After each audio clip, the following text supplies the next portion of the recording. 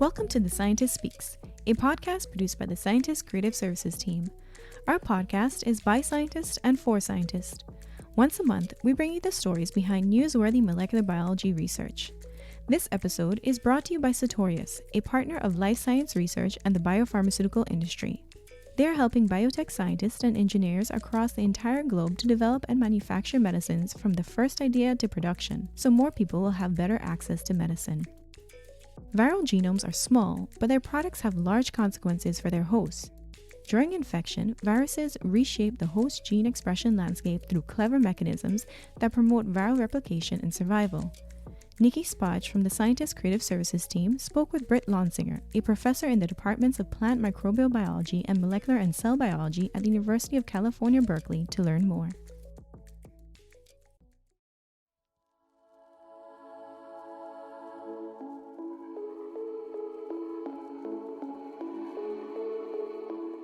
Over the past year, we have come to understand, far too well, the power that viruses yield. Not even considered alive by most virologists, these microorganisms exert control over their hosts with the aid of just a handful of genes, turning cells into virus factories. The ability of viruses to do so much with so little fascinates scientists like Britt Glaunsinger.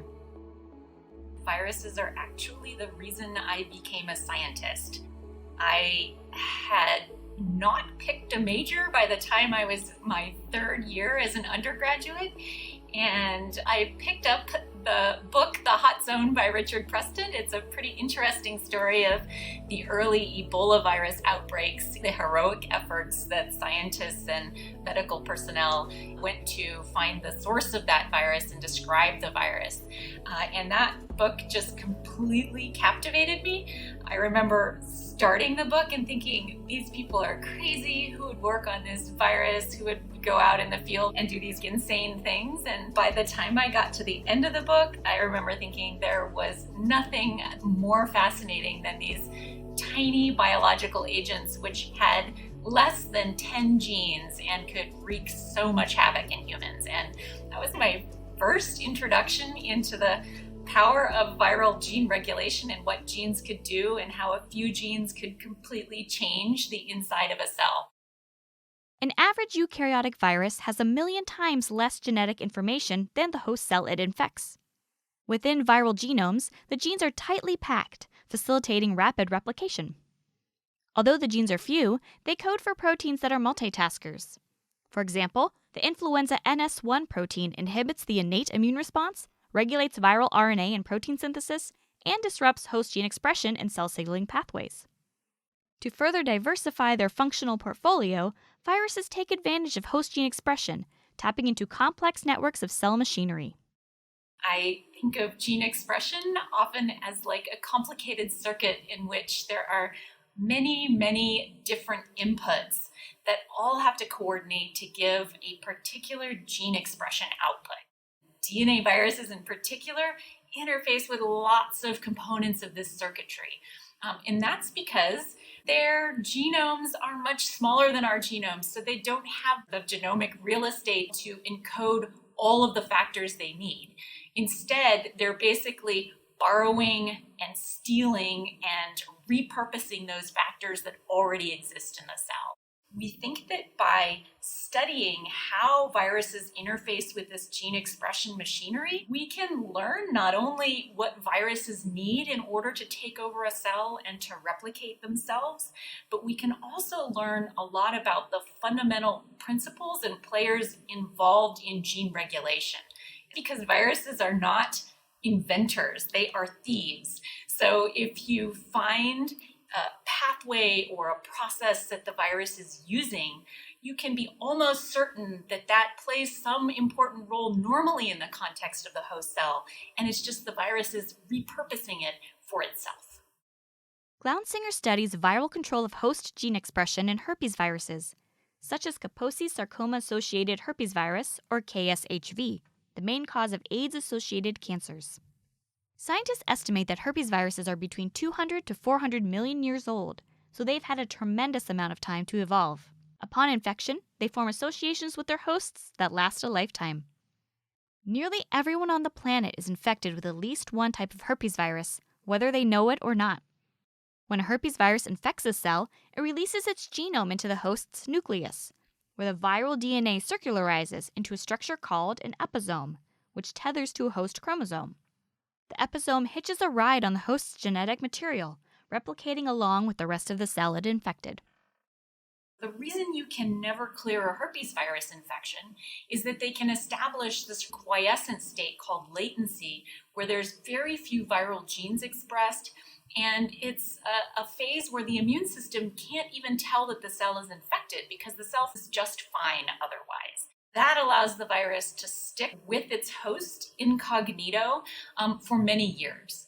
However, that state doesn't allow the virus to amplify and spread to new hosts, which is pretty much the goal of every viral infection. In order to do that, it has to switch out of this silent, latent state and into a stage that allows it to actively replicate, amplify its viral genome, express the full suite of viral genes needed to replicate that genome, and assemble new progeny virions, which are then released. As the virus is replicating, it is changing many different facets of the host gene expression cascade in order to complete its own viral life cycle. Because of our long evolutionary history with herpes viruses, they've developed sophisticated and insidious strategies to utilize our gene expression machinery. Many viruses dramatically deplete the pool of cellular mRNA that acts as instructions for protein production. This strategy is called host shutoff because the mRNA changes interfere with the host's ability to express its own genes. Viruses that cause host shutoff often encode an mRNA-targeting endonuclease enzyme that cuts mRNA in the cytoplasm into pieces, decreasing the pool of transcripts that drive protein expression. Every virus is in competition with its host cell for access to the translation machinery. No virus can encode the protein synthesis machinery because that just takes more genomic real estate than any virus has. And so every virus has to find a way to access ribosomes at the same time as cellular RNAs are accessing ribosomes. One of the reasons why many viruses will start to get rid of host messenger RNAs is this may allow them to have a competitive advantage and gain access to those host ribosomes. In addition to sort of competing for ribosomes, this allows the viruses to evade the innate immune system. And that's because anytime a cell detects that it's infected, it's looking for molecules that are foreign, things like viral RNA or viral DNA in the cytoplasm. They'll set off an alarm system that involves interferon to turn on sets of genes that allow cells to basically arm themselves and prepare for an infection. But that alarm system inherently requires gene expression because to turn on the alarm, you have to turn on gene expression. And so by viruses dampening gene expression through the process of host shutoff, they can dampen that innate immune alarm system to fly below the immunological radar. Some viral endonucleases specifically cleave host mRNA, while others, such as the KSHV SOX nuclease, also cut their own. Destroying its own mRNA may seem counterintuitive, but this may be a strategy to regulate viral gene expression while simultaneously shutting down the host. Glaunsinger set out to determine how these nucleases know which mRNAs to cut and which to leave alone to allow the viral life cycle to progress. Host shutoff is often extensive. Some viral enzymes cleave thousands of different mRNAs. But some host RNAs have sequences called nuclease escape elements that actively protect them against cleavage from viral but not cellular nucleases. Perhaps viruses spare certain host mRNAs that are needed during their own life cycles. Or maybe this is a mechanism spearheaded by the host to spare itself from virus's attack. Glaunsinger thinks the answer may be complicated, where in some cases the viruses benefit, while in others, nuclease escape is best for the host. Determining how enzymes such as SOX find their mRNA targets was more challenging than it first appeared. Glaunsinger took years to identify the recognition site for viral endonuclease cleavage. The idea that was perplexing to us for a long time is that you have this nuclease that can target most messenger RNAs, which suggests that the recognition site must be pretty simple, right? But we had done some experiments where we tried to map the boundaries of what needed to be recognized. And those experiments told us that, in fact, it wasn't just a couple of nucleotides, that it seemed like you needed a lot of sequence for recognition, like 50 to 200 nucleotides of context. And that was a paradox for us. How could you have an enzyme that targeted so many different messenger RNAs, but yet had a recognition element that just seemed really complex? And we think the answer is that it's not so much the sequence, but perhaps many different RNA sequences could adopt a particular structure that would be recognized by the nuclease, but you need enough sequence context to form that structure. And that's one of the reasons why it's so hard to identify what these targeting elements are. You actually have to be able to think about it in the context of what structure might that adopt, and is that an appropriate structure for the nuclease to recognize. The reduction of the mRNA pool by viral nucleases has surprising consequences beyond protein production. Scientists often think about gene expression as a linear sequence of events. RNA polymerase II makes an mRNA in the nucleus, and the mRNA is spliced and processed before moving into the cytoplasm, where ribosomes ultimately translate it into protein. Once the mRNA has fulfilled its job, it is degraded by cellular nucleases. Previously, researchers discovered that the information from the final stage of the mRNA life cycle feeds back to influence transcription in the nucleus. Under normal conditions, mRNA degradation in the cytoplasm increases mRNA synthesis to maintain homeostasis.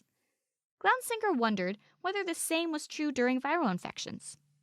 Under conditions of viral infection, cells rarely want to maintain homeostasis. This is a situation of threat.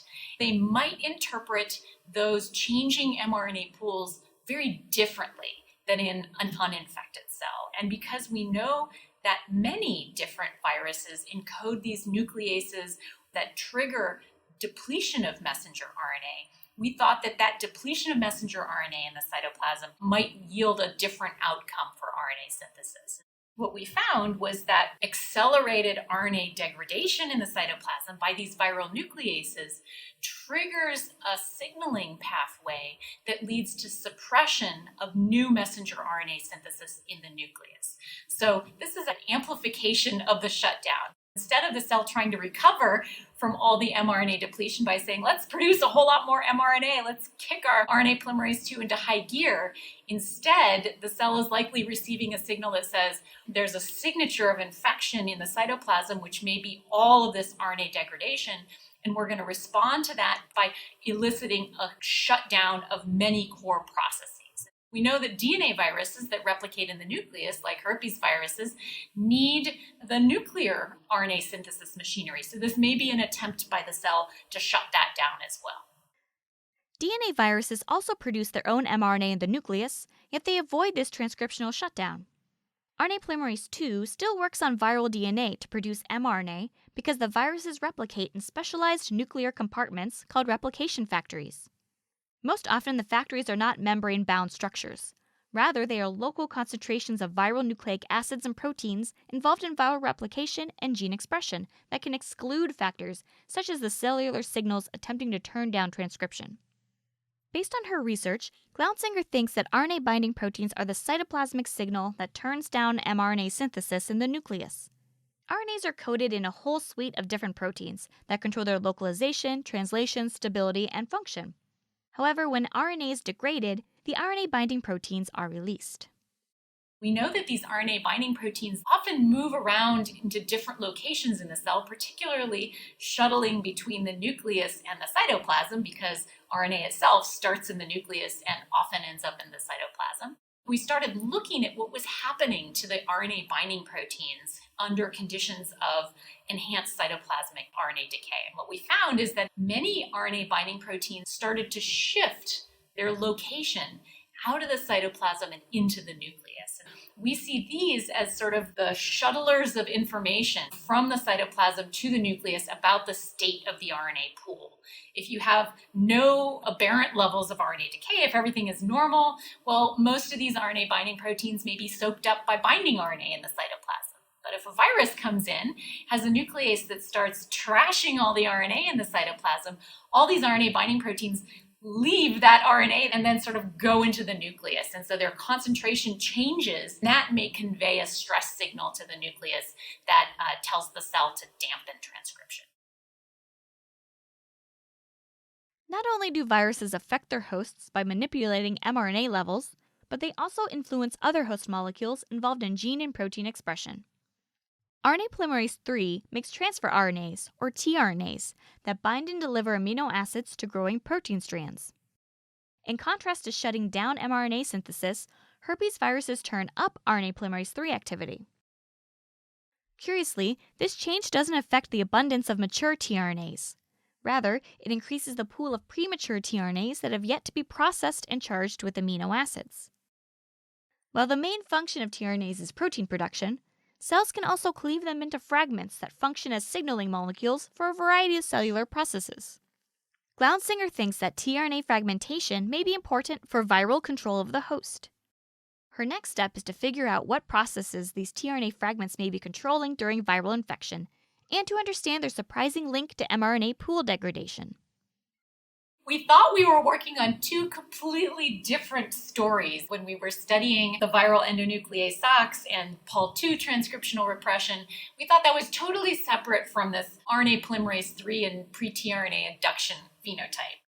However, it turns out that these are probably to some extent linked phenotypes in the cell. And the reason for that is that as the viral endonuclease is degrading all of these RNAs in the cell, those RNAs are not getting translated into protein. And a number of the proteins that are not getting translated are involved in processing those transfer RNAs when they're made.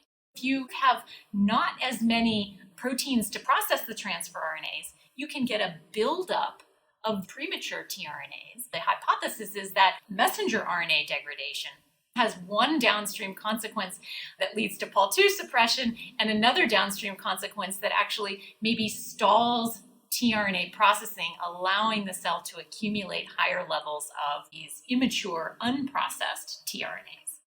Virus-host interactions are complex and produce unexpected consequences for gene expression and cellular functions. In the future, Glaunsinger will continue to unravel these mysteries. What she learns about viral control of transcription and translation illuminates both drug discovery and basic cellular biology by highlighting the essential components of these processes. I think that in order to fight viral infections effectively and in an informed way, you have to know how the virus is changing the host. You have to know what the virus needs to take. You have to know how it's taking it. And that information can allow you to rationally design inhibitors or strategies to stop the virus. And so we're trying to understand the virus-host interaction because the better we understand it, the more opportunities we might present for interventions. The other way we think about our research, though, is that this tells us not only how the virus works, but it's providing information about how the cell works too. Viruses aren't inventors, they're thieves. So we can use them as tools for discovery to understand the biology of our own cells.